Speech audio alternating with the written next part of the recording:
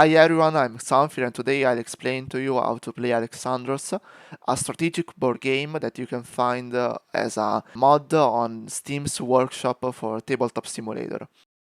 The first thing to do is to set up the game. Almost everything is already done. You'll only have to click the setup button to receive a card for each player and to reveal the two public cards here. And then you'll have to use some methods, throw some dice to see which player will start the game. Let's say that the blue player will start. A player's turn is composed by two parts, moving Alexandros and performing actions. In order to move Alexandros, you can add one of the two public cards to your hand, or you can discard one of your cards, if you have any, to the discard pile in order to use that color. But this is an high cost move because you lose two cards, that one that you haven't added to your hand and the one that you have discarded to the discard pile. So you'll have to use it only in game changing situations. Say I add this one to my hand. Then I'll see which is the nearest orange tile to Alexandros, which doesn't have Alexandros on any of its three vertices yet, that hasn't any walls on its edges, and that hasn't a guard on the tile itself. In this case, the nearest tile that corresponds to this description is this one. Then I choose one of its three vertices. Let's say this one. I can also choose the farthest vertex of the nearest tile. And then I place black walls on the shortest path from the previous position of Alexandros to its new position. In this case, I have multiple options. I can use this one, or this one. Let's say I want to use this path. In this case, I have created a province, although there will be some turns in which we won't create new provinces. A province is a part of the map between walls, rocks, and water. The colored tiles will determine its cost, while the white tiles will determine its value.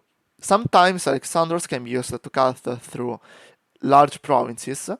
If another player wants to use a purple card, since this one doesn't have any walls, doesn't have any Alexandros or any guard on it, with a purple card I can move Alexandros like this and cut this big province into two smaller ones. Once I have moved Alexandros, I will refill the empty space if I have used one of the two public cards, and then I can perform my two actions. I can perform two different actions or the same action twice, with the only exception of Levy taxes, that can be done only once per turn. The four actions are drawing a card, occupying a province, removing a guard, and levy taxes.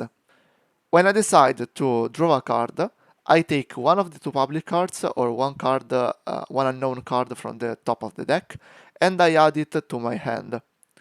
Note that when you decide to draw one of these two cards, you won't instantly replenish it.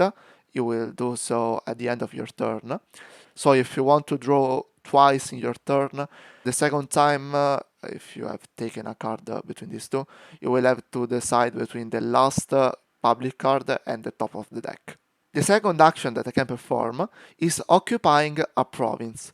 In order to occupy a province, I need to place one of my guards on one of the colored tiles, and then I'll have to pay cards from my hand for each other colored tile. If there are multiple copies of a color in a province, let's say two green and one red, I'll have to pay two green cards and a red one. The paid cards go to the discard pile. Sometimes you can use one other guard, two other guards, or even all your guards in order to occupy other spaces, other colored tiles in that province, so that I'll have to pay only one red card to gain this province. But if you do so, you won't be able to levy taxes on this province unless you remove your extra guards from that province before the levy taxes action. A variant of this action is to occupy a province that is already occupied by another player. You can do so by expending one action, then expanding it 2 cards of the correct color for each tile that has one of my guards on it in order to remove it. And then in the same action, you'll have to place one of your guards or more of your guards if you prefer, and then pay other the other cards. Half of these cards chosen by the player, the green player in this case, will go to the blue players, while the other ones will go to the discard pile. The green player wants to give these two to the blue player, these other ones will go to the discard pile. If the deck ends, you can use the button shuffle in order to put the discard pile back into the deck and shuffle it. A third action that you can perform is to remove a guard.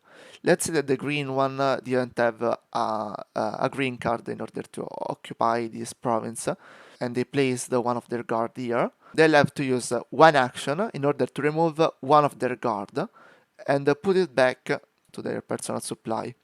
This is also useful if you have conquered a small province like this, and later on in the game there are greater provinces with greater gains. So I want to remove one of my guards from a province in order to be able to conquest another one, since I only have 4 of them. The last possible action is to levy taxes. If the green player wants to levy taxes, they'll have to pay 1 card of a color on the map that has one of their guards on it. In this case, they'll have to pay a purple card since they have no other choice. If they had a guard here and a guard here, and this was a province, they could choose between a purple and an orange card. Once a player has done so, they'll score points for all their provinces with one of their guards and no more than one of their guards. But also each other player will gain points for each of their provinces. So this will cost the player that decide to levy taxes a card, an action, and all the players will gain something from it. So this action should be performed when a player has the advantage on the others. In this case, the blue player will score 2 points, the green player will score 1, 2, 3, 4, 5, 6 points, while the other players will score none. The game ends when one player arrives to 100 points, that is very uncommon, or when the 65 black walls end. The last player, the player that uses the last of the black walls, can use the red walls in order to complete the path that Alexandros must do in his movement. Then they can perform their 2 actions, and then the game ends. And whoever has the most point is the winner of the game. I hope that this explanation has been as clear as possible, and I invite you to try Alexandros. Bye!